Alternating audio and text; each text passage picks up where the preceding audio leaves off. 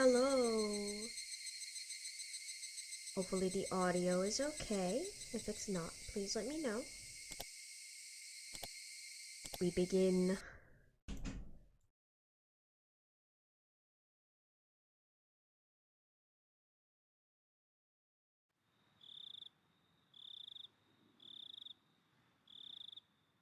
It was past midnight and almost dawn. The very quiet time of the night where staying up late and getting up early melded together. That exact thing was happening in the offices of the Okonogi gardeners. There were only 2 people on guard duty, and they were playing cards. They weren't sentries, so they really didn't need to be on guard all the time. However, they weren't allowed to fall asleep either. After the TV broadcast went off the air a little past midnight, they usually ended up playing cards. Suddenly, the phone rang. The phone was right nearby, so one of them answered immediately. "Thank you for calling. This is Okonogi Gardeners." "Yes." "What?" Suddenly, the man taking the call stood up with a jolt. He even hit his knee against a desk, but he was too panicked to care. Takano dashed into the underground security room in a hurry. "I'm sorry to bother you, Major." "Forget the coffee. Give me an update. Are you sure about all this?" "Yes. At 4:15 a.m., a body found in the Okinomiya jurisdiction was identified as R." "How could that be? R is homesick with a cold, isn't she? You were observing her, weren't you?"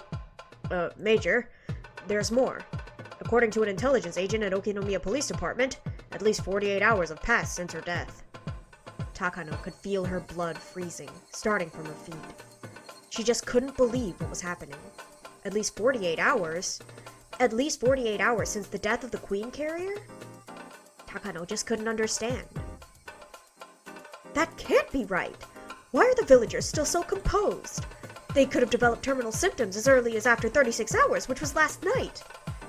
"But, according to the intelligence agent, this is reliable information, and the station was even put under a gag order because they were fearful of the religious impact it could have on the village."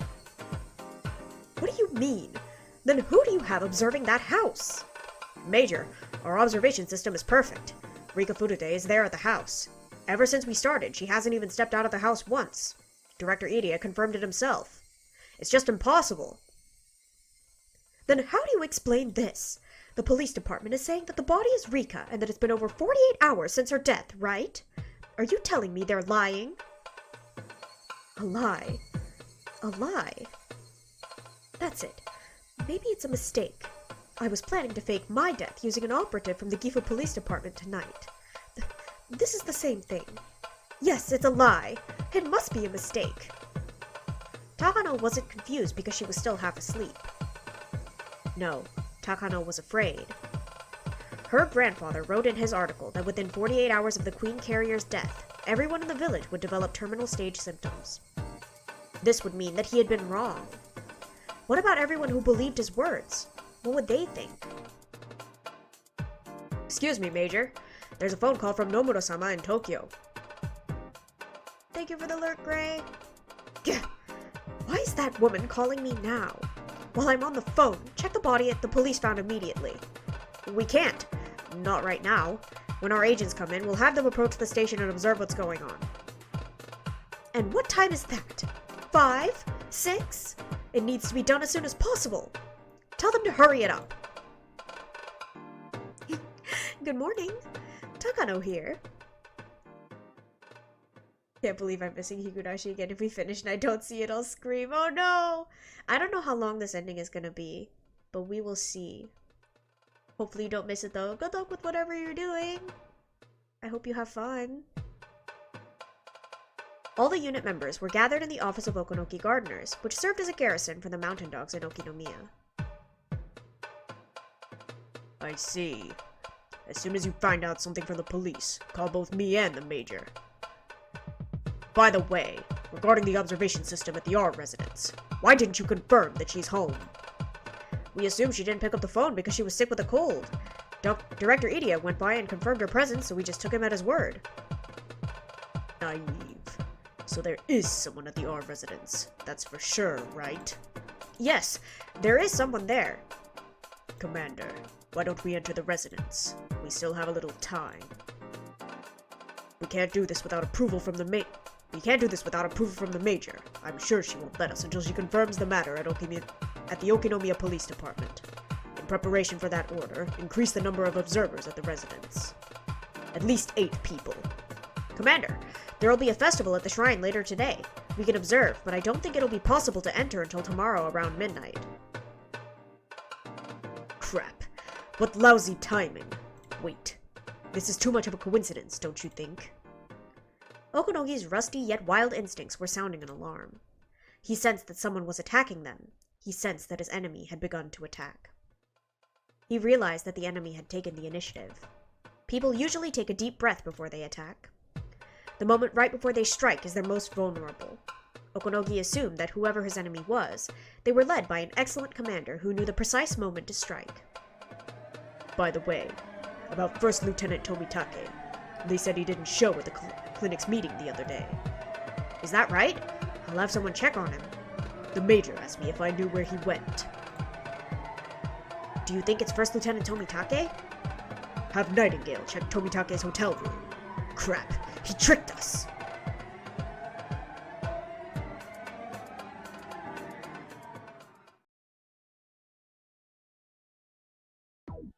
Well, we can't turn back now. Let's see what happens next. Kumagai was trembling with excitement. Uma-chan, I'm going to check the communication center. Hold down the fort. You bet. Nobody will get through here over my dead body. All I have to do now is handle the phone calls. I'm going back to my post.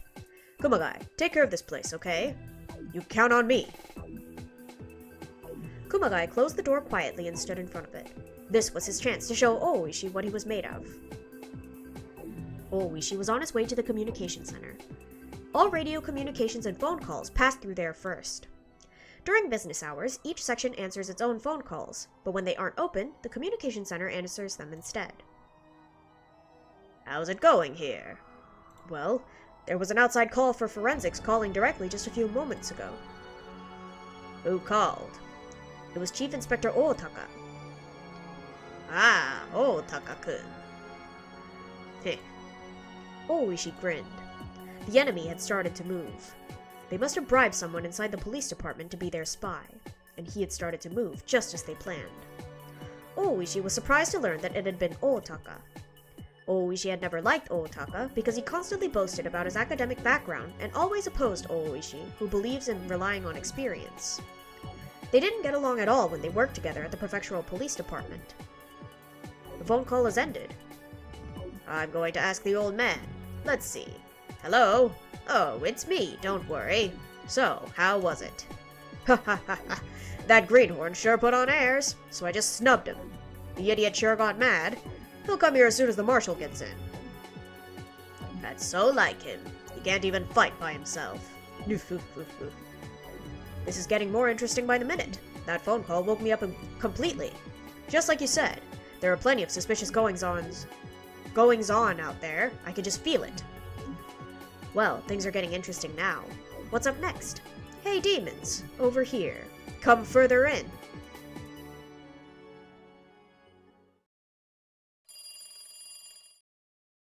Hello, this is Tomitake. Good morning, First Lieutenant Tomitake. Sorry to bother you this early. I'm calling to let you know that the Mountain Dogs have made a move. Just a little while ago, all the members were called in because of an emergency. We don't know the reason yet. I see. So it's finally started. Tomitake turned on the light next to his bed and put on his glasses as he answered. Also, there's been a rumor going around in the police department over there. We haven't confirmed it yet, but the Queen Carrier's dead body was found. What? Tell me more. Supposedly, an unidentified body turned out to be Rika Furude. They say she died over 48 hours ago. It's past the time limit in Emergency Manual 34, but there's been no change in Hinamizawa so far. Have you heard anything? No. I'm in Okinomiya, so I didn't know, but that isn't possible. It must be some kind of mistake. That's what we think too, but according to our analysis, the information is very reliable and it's almost a certainty. We haven't confirmed it yet, but multiple forensics department workers have testified.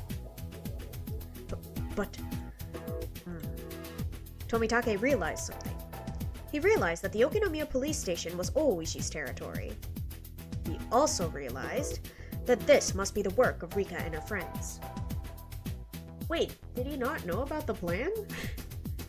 Tomitake tried to think calmly. Even if they didn't know who their enemy was, it's obvious the emergency manual is the signal for an explosion. So they must have come up with the idea to destroy that signal. The foundation of the emergency manual is that unless something is done about it, within 48 hours after the Queen Carrier's death, all the villagers will develop terminal stage symptoms. So if nothing happens after 48 hours, there's no need for the emergency manual. And with that, the mountain dogs have been called in. Hello? First Lieutenant Tomitake? Sorry. Considering the current situation, it'll be hard to tell if anything suspicious is happening at the Irie Institute. Please ask the Colonel to check immediately. Also, in case of an emergency, can you make sure the Bloodhounds are ready to deploy? Roger that. We should have more information by 9 a.m. If the mountain dogs revolt, it'll become very dangerous there. Please be very cautious. Of course I'll be careful. I'll talk to you again at 9 a.m. It was 6 a.m. Tomitake would get a call in 3 hours. Nightingale 1 to all units. Tomitake is in room 406. Observation team, do you see anything? This is Nightingale 4, nothing from the outside. This is Nightingale 5, nothing on this floor. This is Nightingale 3, there's no sound in the room. He's probably asleep. There was a do not disturb sign on Tomitake's door. Perhaps he stayed up very late last night and was planning to sleep in. This was a great chance for the Nightingales. Be sure to capture him alive. It's an order from the Major. Let's go. They tried to break into Tomitake's room very quietly. Obviously, it was a simple job for them to pick a hotel room's lock. The two members at the door communicated with each other using sign language. Even knowing he was asleep, it would be a good idea not to barge in. They opened the door very cautiously and very quietly. The room's interior was organized but tasteless, typical of cheap hotels. The only furnishings were a bed, a small desk, and a coin-operated TV. Clearly, only one person could stay in this room. Despite there being 2 beds? And there in the bed, Tomitake couldn't be found. What's wrong, Nightingale 3? Respond! Crap! This room is empty! It was still early in the morning, but the room was empty. What's going on? Tomitake likes to take walks and also take pictures of wild birds. Could he have gone out to do that? No, that's not it! He might have deceived us! The do not disturb sign was on the door. With that sign there, the housekeepers wouldn't come in the room, so they wouldn't know if it was empty or not. The sign had probably been on there since at least the day before. Knowing that Tomitake was planning to stay for a long period, the hotel hadn't really paid much attention. In other words, the room had been empty since then. I bet he changed hotels expecting an attack. I see. That's why he hasn't been seen lately. Call the Major immediately. Dang it, our plan has been leaked. Okonogi realized that he had been beaten to the punch. The foundation of the emergency manual had collapsed, and with that, the basis of the final operation was shaky. Okonogi felt that the Major had panicked and rushed into confirming what was going on too hastily. If Tomitake suspected us and went into hiding, then after, caught wind of that, he was sure to come grab us by our tails. Everything is just too convenient. Crap. This must be exactly what the enemy planned. Okonogi tried to calm himself. If he was going to investigate in secret, he could assume that Tomitake was still nearby. The department in Tokyo must be the one conducting the investigation, so he must be waiting somewhere for a report from that department. Tomitake was probably in a new hotel, probably somewhere in Okinomiya. Get in touch with the Crow in Tokyo. There must be someone reporting to him regularly. Find the number they're calling. If the number is somewhere in Shishibone City, bingo. Okonogi was confident about his hunch, but if what he was thinking is correct, that meant his identity was about to be exposed. It also meant his operation had failed before it even started. But it wasn't a checkmate quite yet. If he could prove that the dead body at the Okinomiya police station wasn't R, then everything would go back to square one. All he had to do was capture Tomitake and check the body at the station. That was all. Commander, I got a hold of Crow. They won't be able to tell what exactly they talked about, but they say they could find the phone number. They just need a little time. How much time? Just a few hours, they said. Crap. They want just a few hours, huh? Tell them I don't want to rush them, but they better be quick. It was a little past 6 a.m. It was already light outside, but still too early for the cicadas to start their morning chorus. They had endured the first wave. It was now a matter of how quickly they could recover. Okonogi just hoped that the Major didn't throw a fit. Commander, a message from Crow. They're still looking into the phone number. Also, the Research Division's routine check-in time is at 9 a.m. 3 more hours. He looked up at the clock. Even the little things were beginning to bother Okonogi. Every time the second hand moved, he became more impatient, realizing that the check-in time was getting closer and closer.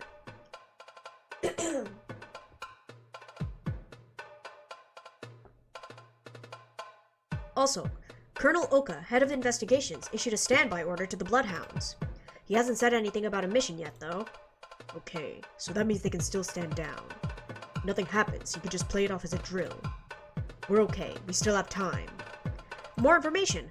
The head of investigations called the Chief of Staff's home line. We don't have the details. We're okay.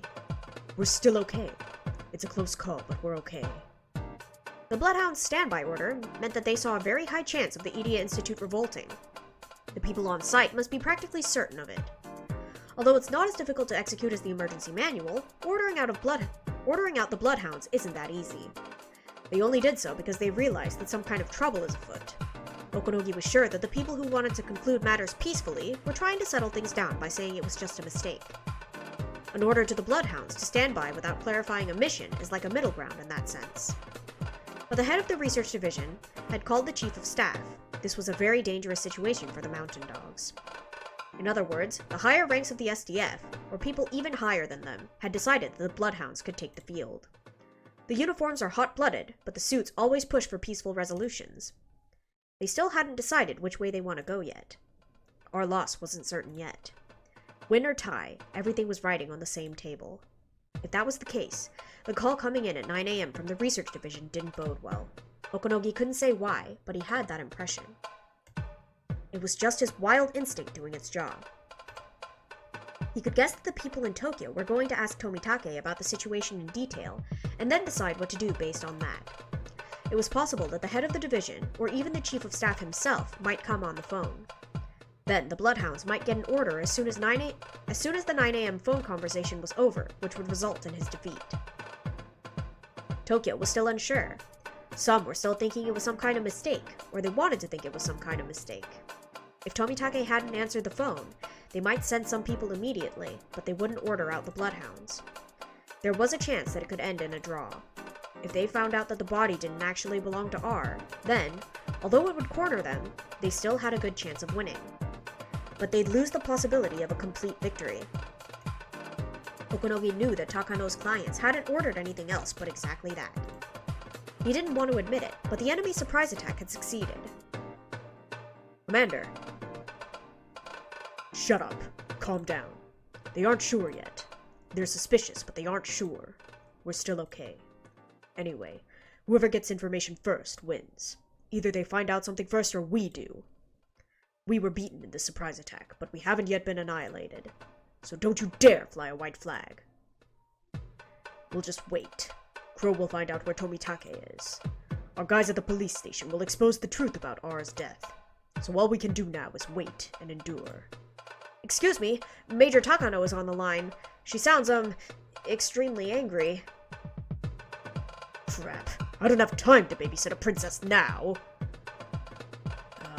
Hello. Yes, this is Okonogi. Yeah, well, don't jump to conclusions. It hasn't been decided yet. Why don't you have a cup of coffee first to calm yourself down? Yeah. Okonogi tried to change the subject while pretending to laugh, but all he could hear was Takano's frantic voice. He couldn't even understand what she was trying to say. The second hand on the clock ticked on. Who was going to be able to smile at the end of it all? Today was going to be a long battle. Okonogi's instincts told him so.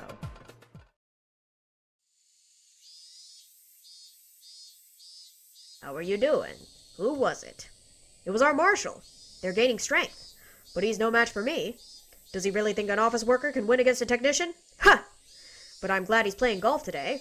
If he actually came over, it would have gotten a little complicated. Did he call from a golf course? Is he working or what? I bet Otaka-kun wanted to come over with a marshal. He's probably real upset about now. Since an indirect attack hasn't worked, you'd think they'd try a direct one? Will Otaka come here? If he can't get a hold of the chief, he'll have to. It's almost 8:30. The main doors will open soon. Morning had finally arrived. The chorus of cicadas had begun. That familiar sound would make one think it was just another day. But it was hardly going to be normal. It wasn't just an ordinary Sunday. Oishi and his men already realized that they were grazing the tip of a huge conspiracy. Knowing how Ootaka-kun is, he'll probably come through the main entrance. Yeah, that's what a guy like him would do. I'll be here to take care of the phone calls. You guys take care of him, okay? Okay, I'll go welcome him. Kuma-chan, take care of this place. The lobby of the Okinomiya police was just like that of any other police station. It could hardly be said to have a welcoming atmosphere. Some of the tiles on the floor were broken and cracked, so sometimes people tripped on them. Those spots were covered by pieces of cardboard, and there was a sign that said, "Caution, watch your step." There was also a pot with a dead plant in it. It was far from a friendly lobby. Unlike hospitals and banks, there wasn't a line of people at the counters of the police station, but there were a few sitting on the sofa waiting for the counters to open. And they would open soon. Some workers were standing by on the other side of the counters. Ootaka was snobbish enough that Oishi didn't want to deal with him first thing in the morning. If only he was a pretty young woman with big boobs. Oishi and his men were on a very important job. If Ootaka found out that Rika Furute's death had been faked, the operation was finished. They're only able to shake up the enemy now, while Rika Furute's death is still on the books. They had to stall for every minute, every second they could, so Tomitake could seize hold of the tail that was popping out. So if the truth about Rika Furute's death was exposed before Tomitake had that chance, the enemy would recover. The emergency manual would regain its credibility, and although the enemy wouldn't enact it immediately, they would try again for sure. Rika Furute had detected the conspiracy ahead of time, but that was a miracle. The divine wins. Japan had prevented Mongol invasions twice in the past with such miracles, but nothing like that happened during World War II. They might not be so lucky next time. They might not get another chance. There might be no next time at all. Unless they defeated them this time, they would never win again. While it was possible to do some serious damage, a tied game would inevitably lead to the enemy's victory. They had to completely expose what the enemy was up to, allowing Tomitake to call in a suppression unit to defeat them. That was why Oishi had to stop their vanguard here. His job, therefore, was an extremely important one. If the enemy's conspiracy succeeded, Hinamizawa would be destroyed, and more than 2,000 villagers would be executed in a gas disaster. Either way, the incident would never go public. The people's lives depended on him. Oishi was violating his professional duties. However, he had to do what was right. Oishi thought back to when the old man taught him that. Someone who, despite the hot weather, was wearing a suit, came in through the automatic sliding door. He had 2 of his colleagues with him. He was showing off his authority like he always did. "Good morning, Ootaka-kun." Well, well. Good morning, Oishi-san. By the way, please don't address me with such familiarity. I'm no longer in a position where you could talk to me that way. Oh, don't be like that, Ootaka-kun. We used to play mahjong together, didn't we? Ootaka seemed disgusted to hear that. He used to boast about being a good mahjong player, but Oishi once beat him badly in front of many people, which hurt his pride. I would love to chat with you, but I'm in a hurry today, so please excuse me. Hey, don't say that. Don't you remember the time when you forgot to write certificates for the kendo tournament? You begged me to help you. I wrote them for you backstage, and that's why the award ceremony went on smoothly, didn't it? I truly appreciate that, but it has nothing to do with right now. Oh, I didn't know you appreciated it. Sorry about that. I've never heard anything like that before. Down at the prefecture station, they think I begged to write it, and that you turned the offer down and let me write it for you. Wasn't that the excuse you used when the director called you up, asking what happened since my handwriting on the certificates wasn't so great? Well, I don't know. Maybe someone misunderstood. At the very least, I never said such a thing. The prefectural police headquarters may be your territory, but unfortunately this is the Okinomiya Police Department. You won't get your own way here. Oh. And what do you mean by that, Oishi-san? I don't know why you're here, but your jurisdiction's in Goguda, not Okinomiya. I would like to ask you to leave. Under what authority? And what authorization do you have to be here? I'm in the middle of a classified investigation on behalf of headquarters. I've heard that there's an unidentified body related to that investigation here. Well then, please inquire on the phone. Okinomiya isn't a rich neighborhood. This isn't a place where someone in a custom-made suit should be. I see. So you're ganging up with the guys in forensics, huh? There should be an order from the marshal to hand over the autopsy report to the prefectural police headquarters. Then there should have been an explanation to the marshal from the forensics department already. The body is still being examined. Because of a slip-up on our part, there's been a rumor going around that the body was already identified. Anyway, they need a little more time to finish up their report. Then I would like to attend the autopsy. No. What? I'm requesting it as the person in charge of this classified investigation at the prefectural headquarters. If that's the truth, look, I don't want to doubt your policeman's spirit. A policeman's spirit is a noble one, see? Sure, no one would go into this business if you weren't getting paid for it, but you know, you can't be a good detective without dedication that can't be measured by your pay alone. If you say you have that spirit, I'll let you through. The look in Oishi's eyes made it clear that anger was roiling within him. As he looked into those eyes, Ootaka recalled all kinds of frightening memories. Ootaka didn't want Oishi to sense his fear, but he couldn't prevent himself from loudly swallowing. Okay, please let me through. I'm here because of my policeman's spirit. Please step aside. Why don't you make me with your policeman's spirit? Come on. What? If your policeman's spirit is as strong as mine, you should be able to brush me aside easily. Come on, try it. Oishi was obviously saying that he had no intention of letting Ootaka through. How could he do this? Ootaka was confused. Ootaka was an elite policeman at the prefectural police headquarters. He believed academic background and performance record were enough to earn trust. He'd been working hard under that belief, but Oishi doesn't acknowledge that, and he doesn't even respect him. He's a scumbag. He was the worst type of person, one who tried to establish their meaning and purpose only through rough means, refusing to acknowledge everything about their superiors in order to protect their own pride, as uncivilized people often did. Ootaka had been thinking that ever since they worked together. Why did people trust in someone like Oishi? Why did people respect someone like him? Why did people appreciate someone like Oishi more than they did Ootaka? Move. If you don't, I can accuse you of interfering with an investigation. Oh? What kind of investigation? If you tell me, I'll help you. Didn't you hear me? It's classified. I can't talk about it to somebody like you. I see. Well, if you can't tell me everything, you can tell me one thing instead. What do you have resting on your shoulders? On my shoulders? What are you talking about? I have something on my shoulders. The fate of 2,000 villagers rests there. If I let you through, those 2,000 villagers, no, their relatives as well, they'll all be very sad. You know what I'm talking about, don't you? I have no idea what you're on about. Okay, I'll tell you. Your boss is planning something terrifying. I bet you haven't thought it through that far, but it's a conspiracy that'll make thousands of people unhappy. That conspiracy is about to crumble, and that's why they woke you up and ordered you to investigate. I don't know how much you're getting paid for this, but if that is more important than your policeman's spirit... Oishi stopped talking there, but his eyes continued to speak after that. What in the world are you talking about? Anyway, please just let me through. Ootaka's baffled behavior confirmed what Oishi had just said. He'd been bought off by someone shady. Though maybe he didn't think that he was bought.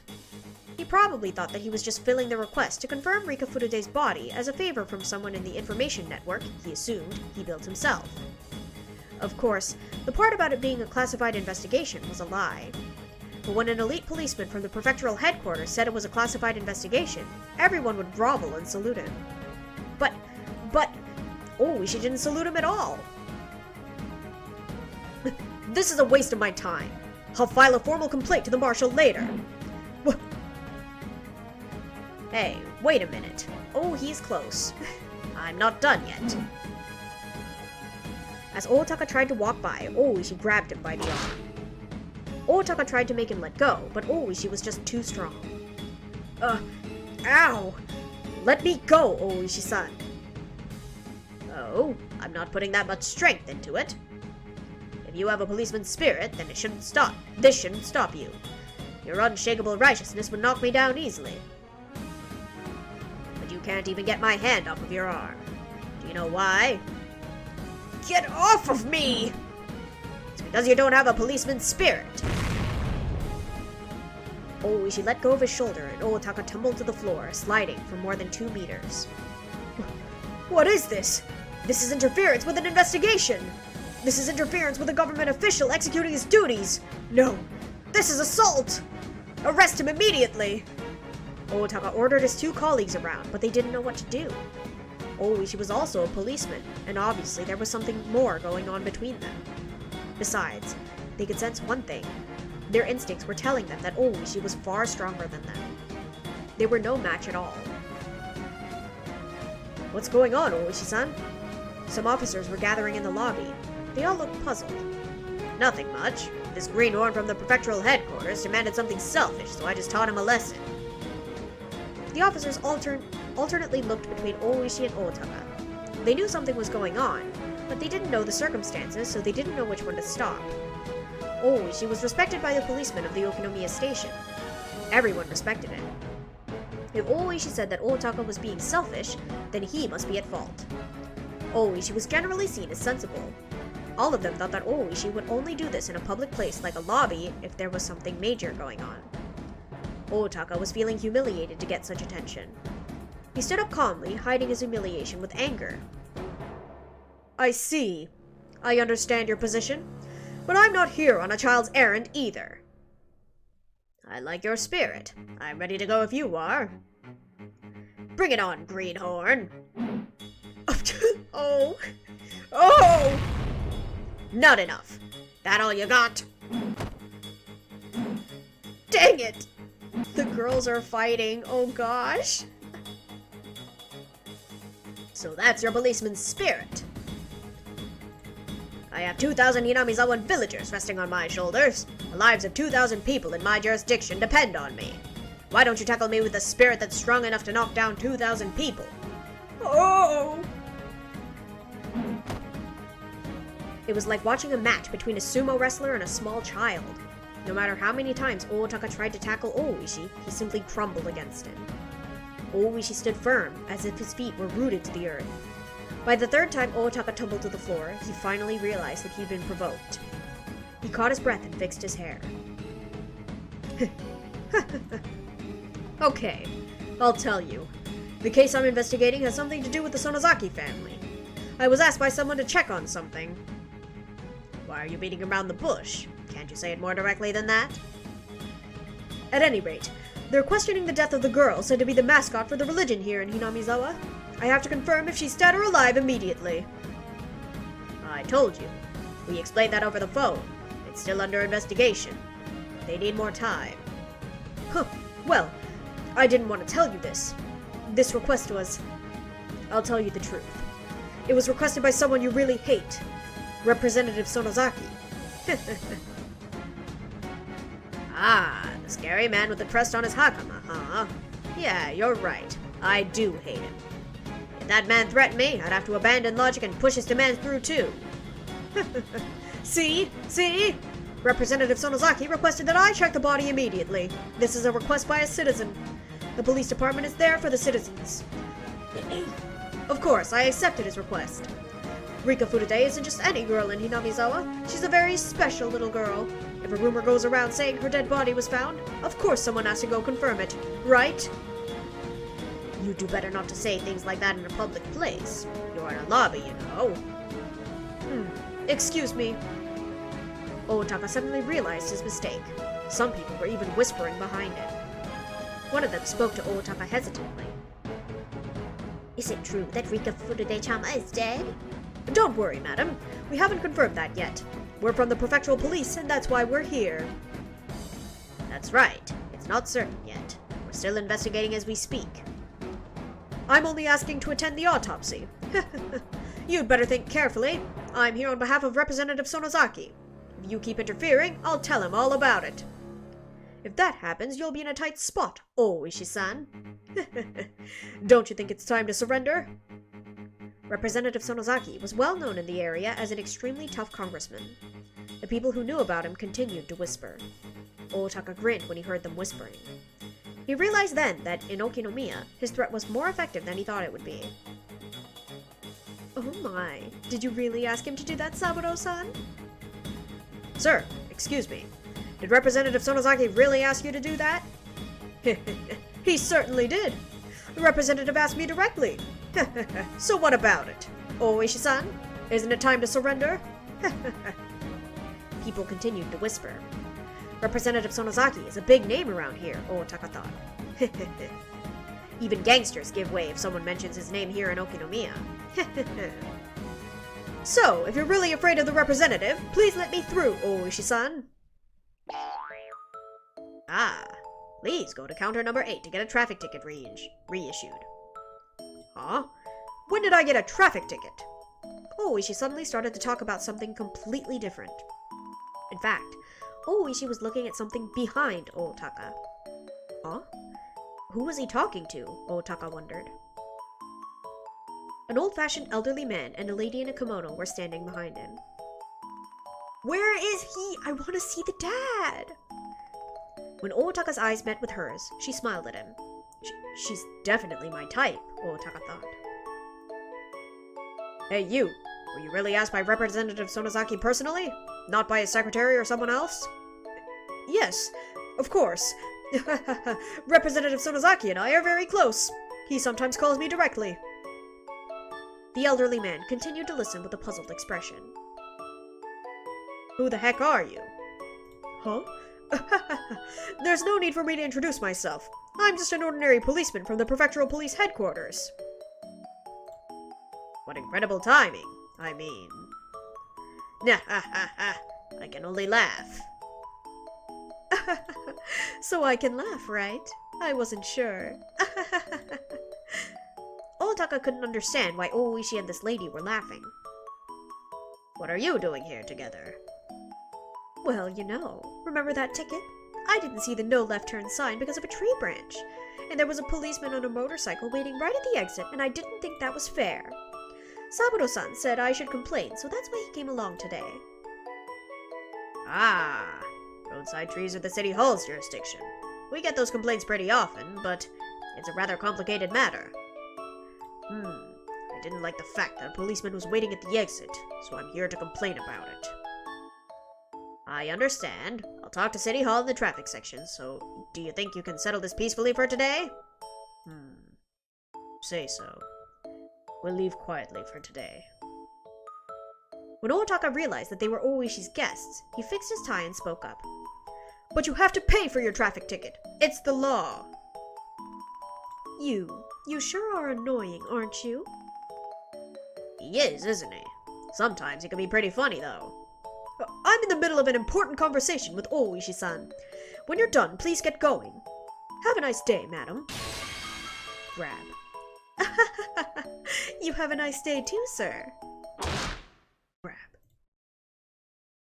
The two of them grabbed Otaka's shoulders from behind. The lady grabbed his right shoulder, and the elderly man grabbed his left. Mr. Prefectural Policeman, I have 2 things I detest in this world. Do you know what they are? Huh? 1 is shiitake mushrooms. I just don't like them. Never have, ever since I was born. I don't like to eat them, and I don't like their broth either. The second one is lies. I don't like to use them, and I don't like people using them with me. How can I step back after being ridiculed like this? I am the Demon Princess of Shishibone, Akane Sonozaki. I never back off when someone starts a fight with me. Don't say that about yourself. Also, that would have been perfect if you'd used a citizen instead of the Demon Princess. Huh? Eh? Huh? The police officers, the citizens in the lobby, and Otaka's colleagues didn't know what was going on. Ah, let me introduce them. This is Akane Sonozaki-san. She's the vice president of the Shishibone City Women's Kendo Club. And this is Saburo Sonozaki-san. He's an honorary director of the Prefectural Kendo League. Oh, I should mention his formal title. This is Shishibone's 2nd District Representative, Sonozaki-sensei. Eh? Well, you're here to give Owataka-kun a lesson, right? He's the instructor for the Prefectural Police's Kendo Club, after all. Ha. Thank you for coming. Here, please show them to the dojo. Representative? The same. Didn't you say we were close? I think we'll have a lot of fun together today. Oh, I'm so excited. The two of them were still clinging to his shoulders and laughing meaningfully. Owataka laughed along with them.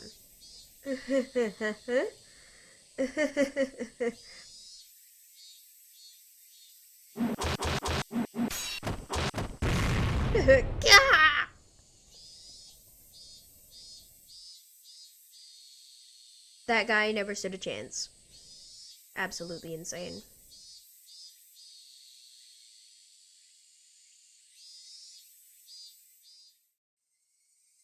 Are you sure? Did you really confirm that the Queen Carrier was at home yesterday? What do you mean by confirm? I just went by because I heard she caught a cold. So how could they have found her corpse? That's just impossible. That's right. That's impossible. But, unless it's confirmed, some people might misunderstand. Who would misunderstand what? I mean, the whole village would go into a panic if they found out Rika Furude is dead.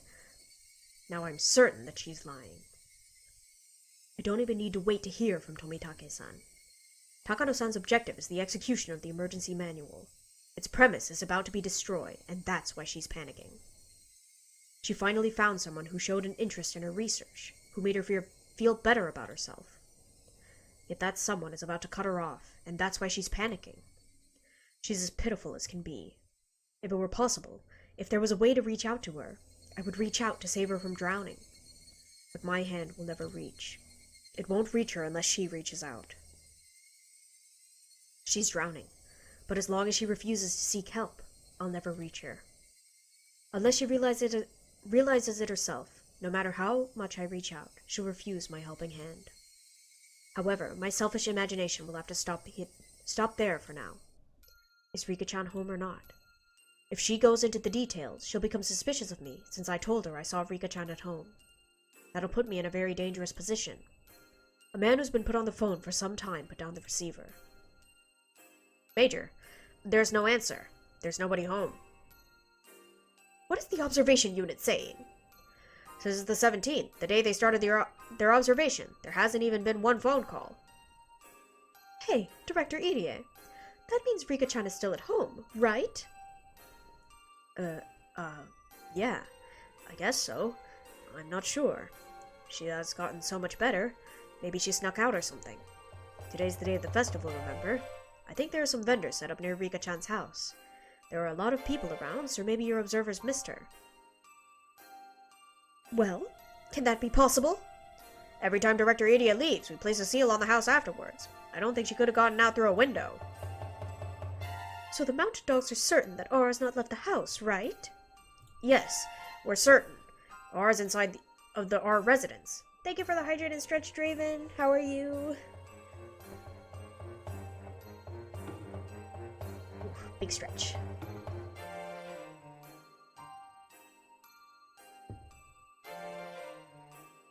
And she hasn't left the house since the 17th. We're sure about that. The only person who checked inside was Director Irie, and nobody from the Mountain Dogs did. But you're sure about that, right? Well, One of the Mountain Dogs looked at me. I swallowed and then nodded to him.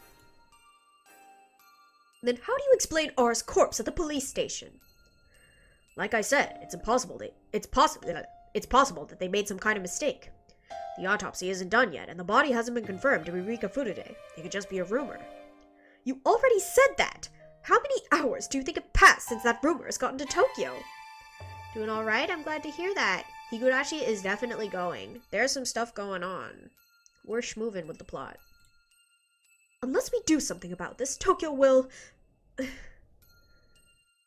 Takano-san realized that I was standing next to her and shut her mouth. I could already tell what she wanted to say, though. Major, there's a phone call for you from Nomura-sama in Tokyo. Dang it. I told her to give me a little more time. Takano-san usually has a lot of self-control, but she's not doing so well right now. Even her body language makes it clear how irritated she is. Does she have a habit of scratching herself? As she folded her arms, I could see marks where her nails touched her skin. She's clearly not doing well. Takano-san is rather occupied right now. I'll take it. Nomura-san, right? I've never talked to her, have I? Sorry, this phone call is for the Major. The mountain dog looked alternately between Takano-san's and my faces. Director Irie, I have to take care of a few things. Could you please excuse yourself? Oh, sure. I understand. You're in charge of the institute. I shouldn't say anything, huh?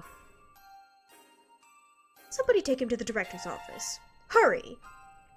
She's basically telling me to get out. I left the security room quietly. Hello, this is Takano. Sorry to make you wait. I'm sorry to call you repeatedly. So did you find out anything else? I'm sorry. I've ordered my men to get to the bottom of this immediately. Some of them are headed to the police station, and I'm just waiting to hear from them. I see. So you should be hearing from them soon, right? What time do you think you can call us? I'll call you as soon as I find out something. But it's hard to say what time, though. As soon as possible, of course. Major, have you ever been on an airplane before? Yes, of course. When an airplane takes off, an enormous amount of power is needed. That's why sometimes there's engine trouble during takeoff. If the plane hasn't sped up yet, all it has to do is slow down and abandon the takeoff. But if it's already sped up, it's more dangerous to stop, so they go ahead and take to the air. A jet plane has 4 engines, so even if one engine breaks down, it can still fly without problems. It's the same with our operation. There's more than one engine, so if we have enough speed, we'll go ahead with our plan. We'll figure out what to do later. But we're still only preparing to take off. Do you understand what I mean? The first step of the operation was Tomitake's assassination. That hasn't even happened yet, so what Nomura was saying was correct. If you already knew the plane you were on had a broken engine before it took off, what would you do? You'd get off, right? It's the same thing for us. Our clients want us to get off the plane because they found out there was engine trouble before takeoff. If they were already at the point of no return, then a little mistake wouldn't matter that much. But since they're before that point, they're overly cautious about even a tiny mistake. We're checking to see if it is in fact engine trouble as we speak. I know. You're like a traffic controller at a control tower. I'm like a flight attendant calming the passengers down. I'm doing my best to talk them into staying on board, even though there's a chance the plane will never take off. If it takes too long to fix the problem, this flight may be cancelled completely. Major Takano, that means your grandfather's work will be forever known as a madman's nonsense. Do you understand that? When one girl dies, all the villagers will go mad. Oh, that's just too silly. Where did you get such an idea? It sounds like some fantasy. What the hell? It's so stupid. Who in the world do Hifumi and Mio Takano think they are? It's just too funny. Takano ground her teeth. She squeezed the receiver so tightly her knuckles went white. Anyway, now do you understand what'll happen? Do you get it? Your grandfather's honor depends on this, as does yours. Yes. Thank you for thinking about us. Don't worry, I'm your only ally. I'll help you achieve the ending that makes you happy. I'll be with you until the end. So please find out if the information coming from the Okinomiya Police Department is true or false. I'll do my best, but it's not easy to deal with unhappy clients.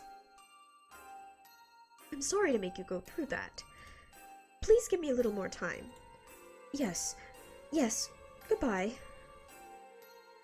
Takano made sure that Nomura hung up first, and then hung up herself.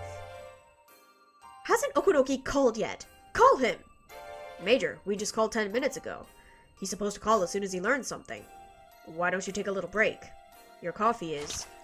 The unit member tried to serve a cup of coffee to Takano, but she knocked it aside. The cup fell to the floor, making a black puddle. Everybody in the security room went silent. Dang it. Somebody bring a mop to clean up this mess. I don't care if we called 10 minutes ago. Call him again! Tell him to find proof that Rika Furude isn't dead and also capture Tomitake. Takano was starting to realize something. By now, she could sense that there was something behind Tomitake's disappearance. Tomitake must know something about what's happening at the Yokinomiya police station. He might look dumb, but he somehow found out about the plan, and he was trying to mess with Takano. So, Tomitake was clearly behind all of it. Takano had been intending to let him enjoy the festival that night if he behaved. The quickest way for Takano to be certain of what was happening would be to see Rika Furude's face at her house. But she couldn't leave and she couldn't trust Irie. And because there were too many people around for the festival, the mountain dogs had their hands full. If she would answer the phone, that would do, but she wouldn't answer. That meant the house was empty, and that Rika Furude's death was real. What went wrong? Who deceived Takano? There was only one person. The only person who claimed that he saw her at the house. Irie was the most suspicious person around. Tomitake had left the hotel and was nowhere to be found, so maybe Rika had left her house and was hiding somewhere else. In other words, Irie betrayed her and was in contact with Tomitake. Start observing Director Irie. What? Are you saying that he's lying? Why would he do that, though? Tomitake must have noticed our plan. He left the hotel and told Rika to go somewhere safe. He's deceived us, and we've been observing an empty house. That house can't be empty. There's definitely somebody in there. Do you have proof that it's R? It's not her. That person is there simply to deceive the mountain dogs, only to make it look like Rika is home. That's it! Tell Okonoki to break into the R residence. I don't know who's in there, but whoever it is, they're connected to Tomitake and Rika. Put the heat on them. But we can't break into the R residence. Not today. There's just too many festival goers around there. We can't break in until the festival is over, which is around midnight. That's why all of you are here, right? Just do something. Why? Why can't you do what I tell you to do? Can't you follow my orders? Why? Why can you only follow my patron's orders? Ugh! The unit members could only watch in silence. They knew that nothing could comfort her. The noise of the phone suddenly broke the silence. Takano practically jumped. Yes? What? Major, good news! Crow successfully got the number the research division in Tokyo is calling for their scheduled reports. The phone number is in Shishibone City. The mountain dogs are trying to pinpoint the address. It's Tomitake. It has to be. Skylark, gather your most capable men. He's being cautious, so don't make any mistakes. Heron, give them backup. Understood. Skylark 1 to all units. As soon as we get the address, we'll move in. Everyone get on board. Crap. Hasn't our man from the phone company called yet? I'll look into it. Give me 5 minutes. It was 8:45 a.m. They didn't know where in Shishibone City he was staying, but depending on where it was, it might be too far to get there before 9 a.m. They would have to depend on luck. Dang it! Do it in 50 seconds, not 5 minutes. What the hell is taking so long? He's just punching the numbers into the computer. We got it! The address is Hirasaka Block 1XX Hotel Moderato. It's routing through a switch, so his room number is unknown. Did you hear that, Skylark? We've got it. We're heading out. Luckily, Hirasaka Block 1 was close enough. Okonogi had been right. Tomitake was hiding nearby. The garage doors of Okonogi Gardeners opened one after another, and the white van sped off in a hurry. That piece of crap. It's our turn now. He didn't even think there would be someone working against him in the research division. Now it's our turn for a surprise attack. Is it over for Tomitake? Is he dead? Hotel Moderato. Despite its name, it had a cheap, stained sign out front. A dilapidated business hotel on the outskirts of town. The perfect place for someone to lay low in. They might draw in some guests if they renovated the building into a more modern love hotel, but it was clear that they didn't have the capital for renovations that could go under any minute. That's the kind of hotel it was. Tomitake was staying in one of the rooms on the second floor. The interior of the room was worse than his previous hotel. It only had a bed and a phone. But that phone was what he needed the most at the moment. If he didn't have to receive regular reports, he would keep changing hotels, which was safer. but he needed up-to-date information from the research division, and his course of action would change according to that information. Moving about unnecessarily might cause miscommunication in case of an emergency. Tomitake never suspected that there was a spy in the research division. The ticking sound from the clock echoed throughout the room. It was almost 9 a.m., but the phone might not ring at 9 on the dot. Tomitake waited in front of the phone patiently. He tried to organize the information in his head so he could answer questions more calmly. At the same time, he kept in mind the possibility of an attack. At that time, he heard a woman scream in the distance. It happened again. He heard another scream. Tomitake got the sense that something was happening inside the hotel. His intuition told him that someone was checking every single room with a master key. Tomitake opened the curtain a little. He saw several mountain dogs who were blocking all the ways out of the hotel. How long had they been there? Finally, they had finally found where he was. Tomitake could hear their loud footsteps. He heard voices, too. "This one's empty. Next!" This cheap hotel wouldn't have chains on the door. They had no means to fend off the master key. Tomitake could tell there were around 20 of them. No, maybe there were more. It would be no use trying to fight with them. All he could do was hide. Under the bed? Or in the bathroom? At the very least, the ceiling wouldn't open up like in the movies. Should he jump out the window? It was the second floor, after all. It was perfectly possible to survive a jump. They would be expecting that, however. Yet this was right on city grounds. If he was confident in his legs, it wouldn't be impossible to outrun them. Tomitake soon heard footsteps outside his door. This was it! Oh! He jumped from the window. Of course, there were mountain dogs on the ground waiting for him. They pointed, and about 6 of them started running after him. Tomitake shot off, right from the position he landed in. This took the mountain dogs by surprise. He had started to dash right after he jumped out of the second-floor window. Tomitake was prepared to do something like that. He'd been training in case of an emergency, just like this one. "Skylark 10 to Skylark 1. We've located the target. He's running. We need assistance. Skylark 1 to Heron. The target is heading west, using the back alleys. Stop him! Roger that. Heron 2, 3, and 4. Head on over there." Here he comes. That's him! 3 members of the mountain dogs jumped out from behind the streetlight and stood in Tomitake's way. They prepared to stop him, but Tomitake kept running at full speed. They quickly realized that he wasn't running towards them to knock them down. He was trying to run past them. There was no point in them taking a fighting position. "Thank you for the lurk, Reckless R6. They lowered themselves and tried to tackle him simultaneously. "Now! Rya!" Tomitake jumped over them. He jumped over them like an Olympic athlete leaping over a hurdle. But he wasn't an Olympic athlete, and they weren't hurdles. Tomitake's heel struck one of the dogs. The 2 flanking Tomitake thought they'd seized a hold of him. However, as he flew over them easily, he grabbed onto the 2 of their heads and smashed them against each other. Tomitake knew that this wouldn't stop them, but at least he'd gained a little time to run. "The target broke through the West Intercept team. He's still running. Dang it! What are you doing? Heron 10, go around in the car. Take the second left and we'll get him at 9 o'clock. Are you okay? Crap! Don't let him get away. What strength! Crap! My nose is bleeding!" Tomitake saw a van with its door wide open ahead of him. It couldn't stop in time and it hit the wall. As soon as it stopped, several mountain dogs jumped out of the van. "Stop him no matter what! Stop him! Come on, there are 5 of us!" Tomitake saw 5 men ahead of him, but he didn't think even those 5 could stop him. Why do trains sound their horn at people on the rails? It's not because the train will get damaged, it's because the people will get hurt. "Get away!" He yelled at them like the horn on a train. He wasn't warning them because they were in his way. He was warning them to move so they didn't get hurt. "Look how many we are! We outnumber him 5 to 1! Don't tell me we can't stop him! No way! There's no way he could get past us! Let's go!" Tomitake didn't grin. After all, trains don't grin! The zoom in is crazy.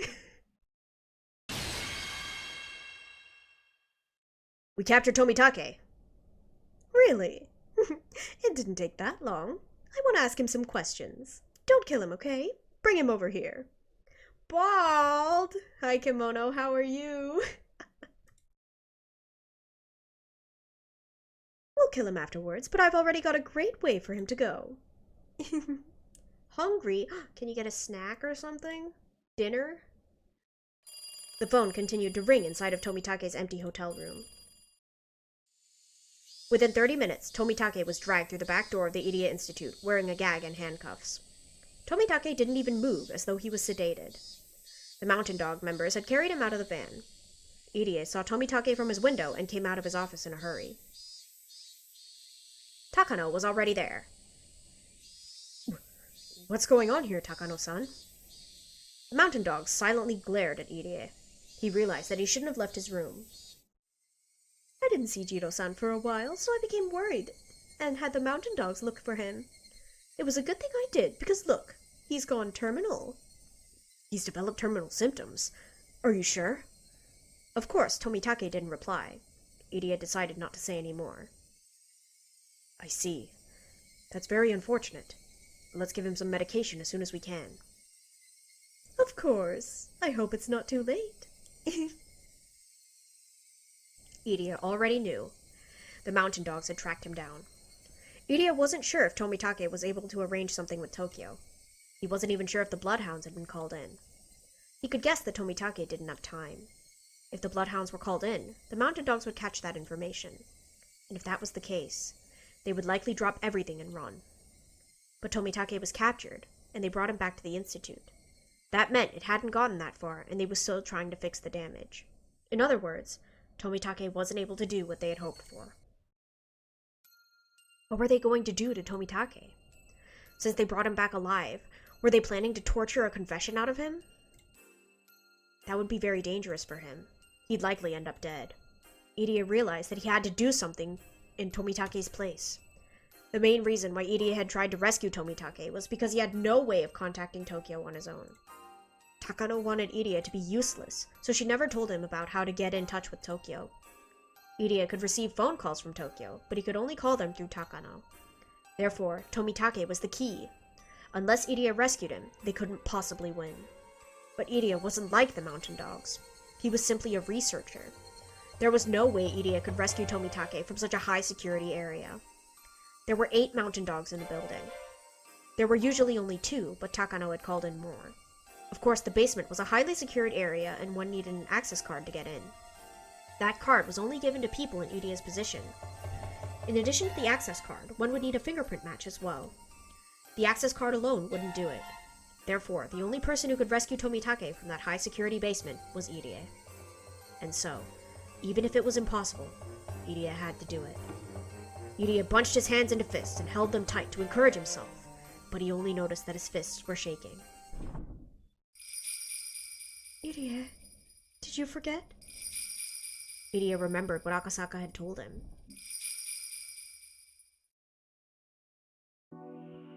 "But it's very hard to anticipate your own danger. You can't underestimate it. You may not even get a chance to make the phone call. If you sense something odd, that's an emergency. Knowing the seriousness of the conspiracy, they won't hesitate to kill us. Please be very careful." Irie felt the cold sweat pooling on his back. Was this the emergency Akasaka was talking about? He shouldn't think that it was still okay. He might lose the chance to run. He realized that trying to do something by himself was foolish. He had a security access card, true, but that didn't mean that he had to rescue Tomitake by himself. Just like how everyone else was trying to combine their efforts, he should also ask for help. Also, Tomitake was in their hands, which meant that the Mountain Dogs had realized they were under attack and were preparing to counter. It was very possible that they were suspicious of Irie too. Once they broke into Rika's house, Irie's lies would be exposed. Indeed, this was the emergency Akasaka was talking about. Irie had realized that. He was already in danger. He needed to leave immediately. The Sonosaki residence was their gathering spot in case of an emergency. His allies were congregating at the Sonosaki residence. He should explain the situation to them and think about how to rescue Tomitake. Takano probably wouldn't kill Tomitake immediately. She was intending to kill him that night as the 5th year's curse. So there was still a little time left. He had allies, and with a security access card, there was still a chance to rescue him. Irie had to let Akasaka know that he was escaping. If they became suspicious of Irie, they would check the house, and Akasaka would be in danger too. In other words, it would cause a chain reaction. Irie didn't miss his last chance to escape. but he still had to do his final job. Irie picked up the phone at his desk, called Rika's home number, and left. It would continue to ring like that, sounding the emergency signal. Irie thought back to when he wondered how long he was going to stay in this director's room. He never knew this day would come so suddenly. He noticed the framed picture of his parents on his desk. Irie had become a doctor so that he could clear up the misunderstanding between his parents and regain his family ties. But how did he get involved in something like this? No. He would return. He would return and continue the fight against Hinamizawa syndrome. He vowed to himself that he would never abandon that responsibility. I'll be back, Mom and Dad. Irie said his final goodbyes and left the director's office. Alright. I don't know when the save point will be coming, if it comes at all, so I think we're gonna stop here for today, because my voice kinda hurts. But we will do some drawing.